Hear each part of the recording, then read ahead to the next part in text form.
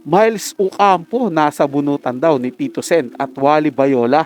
Naging si Freddy Aguilar. Bago po natin bigyan ng reaction at komento ang balitang yan, nais ko lang po kayong imbitahan, lalong-lalo na po sa mga bagong napadaan lang dito sa ating channel, na huwag nyo po sanang kalimutan na mag-subscribe.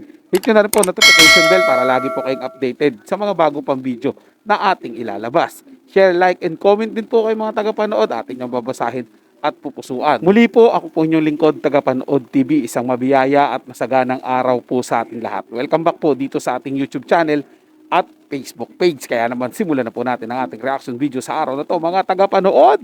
Let's do this! Hello everyone! Kung bago pa lang kayo dito sa ating channel, mag-subscribe na kayo at i-hit ang notification bell para lagi kayong updated sa mga balitang napapanahon. And napansin din po pala ni JC De La Cuesta itong nangyari kanina. Anong ginawa ni Miles at nasa bunutan siya ni Tito Sen? Hindi naman nasa bunutan, parang hinawakan lang sa batok. Kasi kilala po natin si Miles Ocampo, 'di ba? Lagi po niyang inaasar itong si Tito Sen.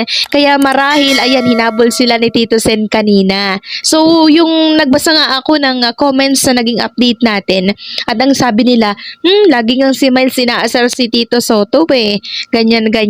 Kaya naiintindihan nila kung bakit tinabol po sila ni Tito Sen. May ginawa na namang kakulitan at kalokohan itong si Miles Ocampo laban dito kay Tito Sen. Ano kaya yung ginawa nun, ano? At gano'n na lang sila habulin ni Tito Sen.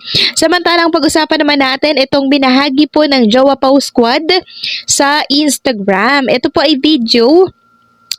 Picture lang yung i-share ko sa inyo, no? Ito po ay picture or video ni Jose Manalo na kung saan ay medyo hawig nga po kay Freddy Aguilar.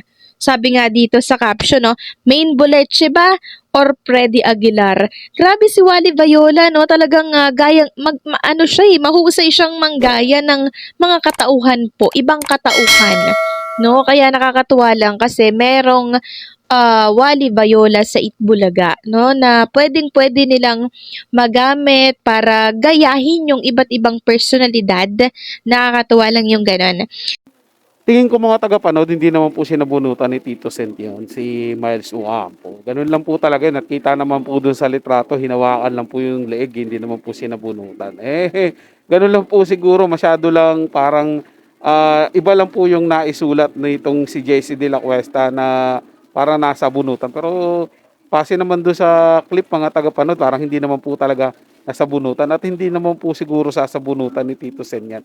Si Miles Ocampo o sino man yung mga kasamahan nila sa Itbulaga. Hindi naman po siguro mananakit yan si Tito Sen, di ba? Mga tagapanood. Sadyang kulitan lang talaga, biruan. Baka tama po, may ginawa si Miles Ocampo dahil lagi nga pong inaasar neto si Tito Sen. Kaya siguro ano lang po yan, hinabol niya para pigilan, parang ganun mga tagapanood. Pero saktan sa bunutan, negative po yan, malabo po yung gawin ni Tito Sen mga tagapanood. At speaking of malabo po talagang malaos to si Wally Bayola mga tagapanood. May iba na naman po siyang karakter na ginagawa. Ito na, Freddy Aguilar naman daw po siya, diba? Ang dami niyo pong mga karakter na ginawa dyan sa Itbulaga po mga tagapanood. Kaya hindi po talaga nakakasawa kahit ano-anong mga karakter po na pwedeng magpasaya sa tao. Yun po yung gagawin nila. May iba't ibang karakter po siyang ginagawa, di ba? Nakita nyo naman po, ginaya po yan dati noon dun sa kabila. Nawala na po yung noon time show na yun ngayon. Diba? Ginaya po na gumagawa rin ng mga karakter. Pero still, nananatili pa rin sa Itbulaga yung ganun. Sa TVJ, sa grupo ng TVJ. Yung ganong mga comedy act. Kasi nga po, dyan po sila nakilala mga tagapanood. Tatak na po nila yan. Kaya hindi na po pwedeng maagaw ng iba yan. Diba? Di po nakakaumay, di nakakasawa kasi may bago na naman po. Lagi silang may bago. So yun lang po mga tagapanood. May nagustuhan nyo po yung ating talakayan sa araw na to. Kung kayo bago lang po na napadaan dito sa ating channel, huwag niyo po sanang kalimutan na mag-subscribe. Hit nyo na rin po notification bell para lagi po kayong updated sa mga bago pang video na ating ilalabas. Share, like, and comment din po kayo mga tagapanood. Atin yung babasahin at pupusuan. So hanggang sa muli po, ito yung Tagapanood TV. Komento at opinion lamang, wala pong personalan. Paalam po at mabuhay po kayong lahat.